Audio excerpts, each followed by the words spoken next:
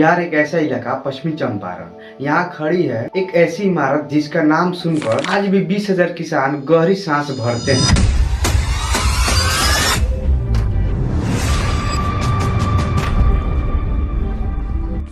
ये है चनपटिया की चीनी मिल, कभी इस इलाके की अर्थव्यवस्था की रीढ़ और आज सिर्फ एक खंडहर है। लेकिन सबसे बड़ा सवाल, आखिर ऐसा क्या हुआ कि कभी हजारों परिवारों की रोजी रोटी देने वाली ये मिल 31 साल से बंद पड़ी है और सरकारें सिर्फ वादे कर निकल जाती है।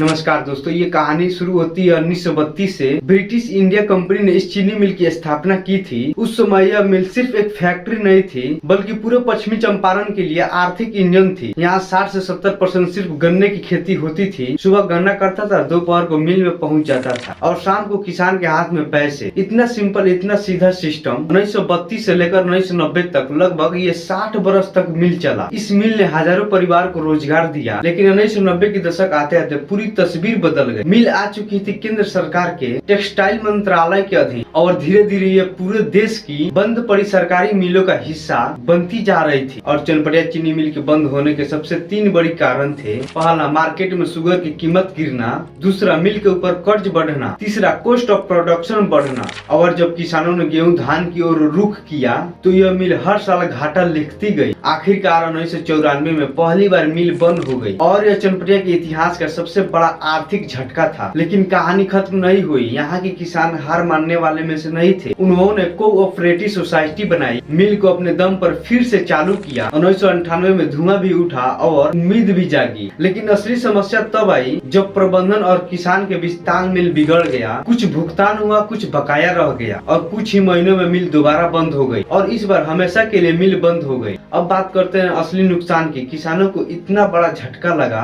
पहले मिल सिर्फ 5 किलोमीटर दूर थी और आज किसान 60 से 70 किलोमीटर दूर नरकटियागंज, रामनगर और लौरिया तक जाते हैं। ट्रैक्टर किराया, मजदूर, इस समय आधा पैसा सिर्फ यात्रा में खत्म हो जाता है। सीधा शब्दों में कहे तो गन्ने की खेती घाटे की सौदा बन गया। 70 से 75% की भूमि घटकर 20 से 25% हो गई। यह सिर्फ आर्थिक नहीं बल्कि सामाजिक नुकसान भी था। युवा आज दिल्ली पंजाब में दिहाड़ी कर रहे हैं।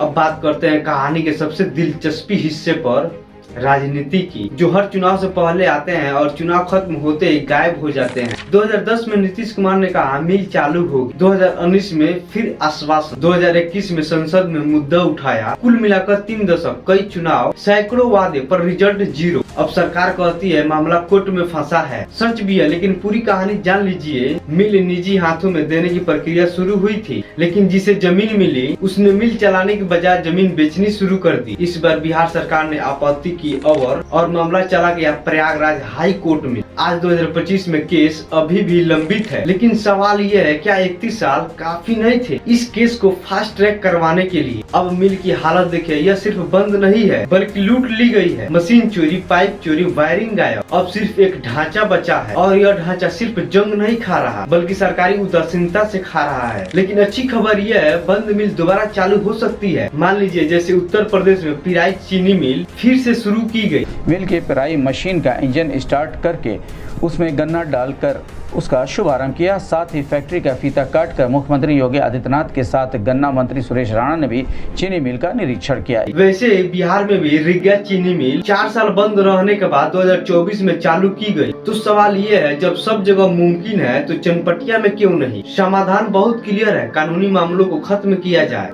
फास्ट ट्रैक कोर्ट में 500 करोड़ का नव निर्माण जैसे पिपराइच और रीगा में हुआ, वैसे ही इस चीनी मिल को चालू की जाए और किसानों की बकाया तुरंत दी जाए। 31 साल किसानों का घर, खेती, परिवार सब इंतजार में है। क्या इनकी तकलीफ किसी फाइल के नोटिंग से कम नहीं? बिहार की राजनीति में सबसे ज्यादा बात विकास की होती है, लेकिन सच्चाई यह है इस तरह की बंद मिलें बिहार के विकास मॉडल को ही कटघरे में खड़ा कर देती है। तो दोस्तों, यह वीडियो इतना शेयर कीजिए कि सरकार तक यह आवाज पहुँचे। चनपटिया की कहानी यह सिर्फ मिल की कहानी नहीं बल्कि सिस्टम की विफलता की कहानी है। जय हिंद।